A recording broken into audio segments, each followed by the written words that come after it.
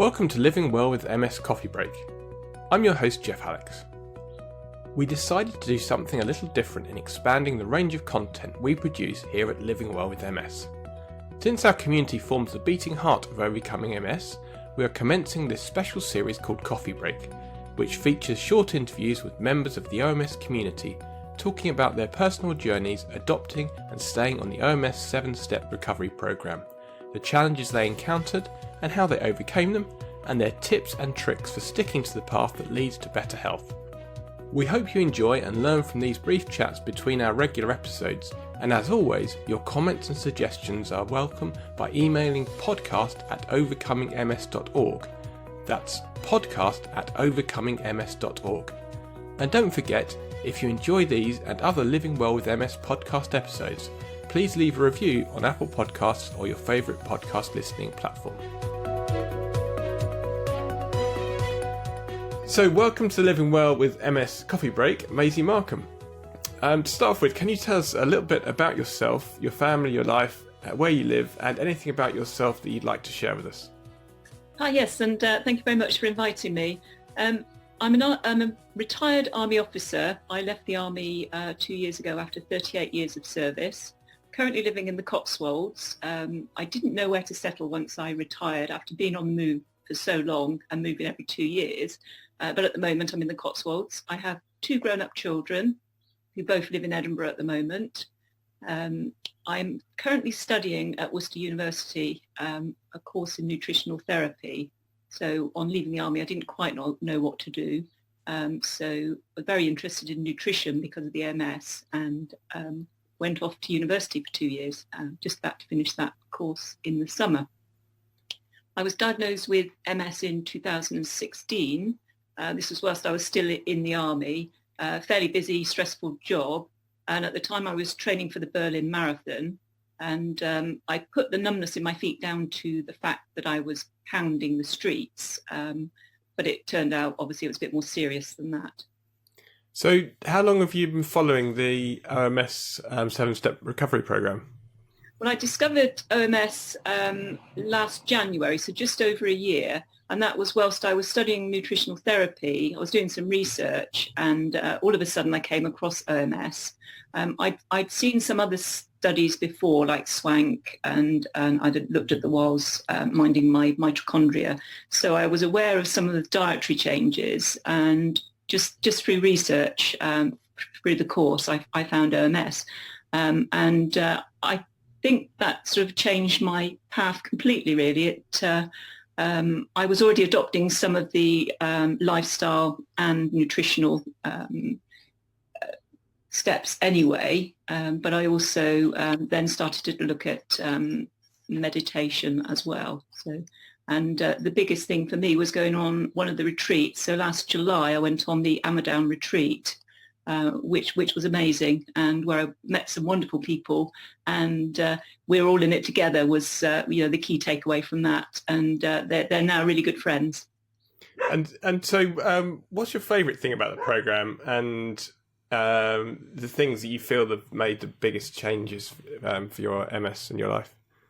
I think with OMS, it's knowing that the support is out there, and knowing, as I said, knowing that you're not alone. There are other people with this, and it's a positivity of it, because when I was doing research, I looked at some of the other MS charities, and I just feel that OMS is far more positive and gives you that positivity to move forward with this, and that you can have an impact and change your life through your lifestyle choices, be it nutrition, exercise. And I was largely doing that anyway, but it was just that encouragement to do it and see the benefits in doing it.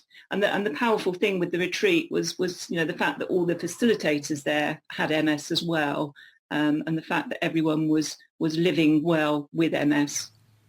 And have you had any challenges, or you were saying you were sort of largely there anyway, but have some of the things been challenging to adopt?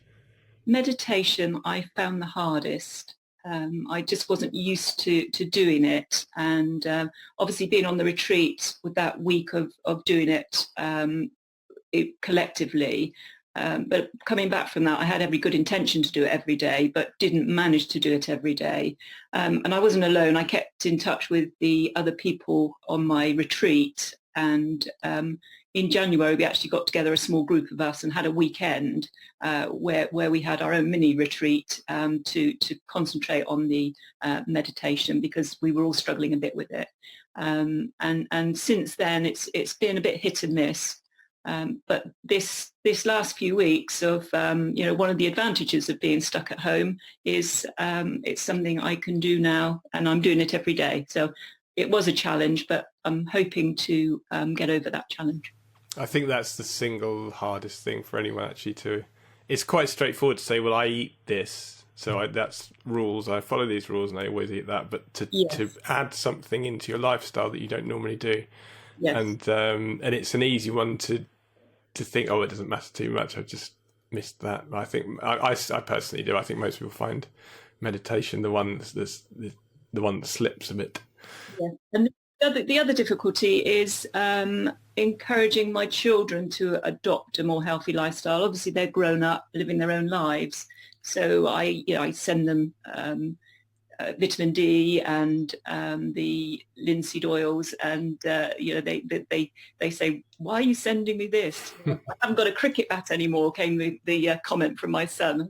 It's not your cricket bat; it's take every day. So it's that trying to encourage the children that they do need to be a bit more conscious. I don't want to worry them too much that this is something that might affect them, but just to have that sort of understanding that the lifestyle choices they can make can prevent them from getting it. Yeah, I know. I'm the same with my kids. It's just saying the risks are low. I don't want to scare them. The risks are low, whatever. It's not something you're necessarily going to get because I've got it. However, you can reduce the odds very dramatically by just doing some simple changes. Doesn't need to be 100% what I'm doing, but just some simple things. And then you can really reduce the statistical odds of you getting MS. So they're fairly on board. My daughter much better than my son, but work in progress. With the current situation we're going through, have you had to adapt in any way because of the coronavirus COVID-19 pandemic? Yes, I have. I'm cocooned in the Cotswolds because I'm at home all day, every day on my own, and because of the disease modifying therapy I'm on, it's suppressing my immune system. So I've been told by my MS team to stay at home. Obviously, everyone is as well, but that makes going out for shopping slightly tricky when I'm home alone. But thankfully, I am still managing to go out walking and running. So I do a walk with the dogs and then follow that with a run straight after.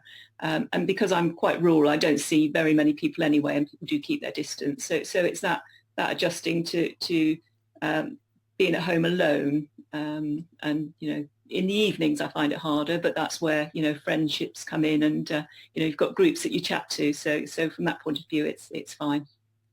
Okay, and just finally, is there any other tips or tricks you'd like to share with everyone? I think staying positive. I mean, it's difficult times at the moment, but it is very important to stay positive and just take each day as it comes, really, and appreciate the small things in life. I go out for a nice walk and on a beautiful spring day, and just appreciate what we have got, and life will come back to normal fairly soon. I'm pretty sure of it. Yeah, I think I read somewhere, it may have been Johnny White actually, saying that actually we've got the tools to actually cope with this situation better than many, because of having to deal with MS and because of actually being mindful, and actually there's a lot of the tools that we use day to day that actually help us with the COVID-19 situation. Yes, very much so. So with that, I'd like to thank you very much for joining us for the first MS Coffee Break. Thank you for being our guest, Maisie Markham. Thank you very much.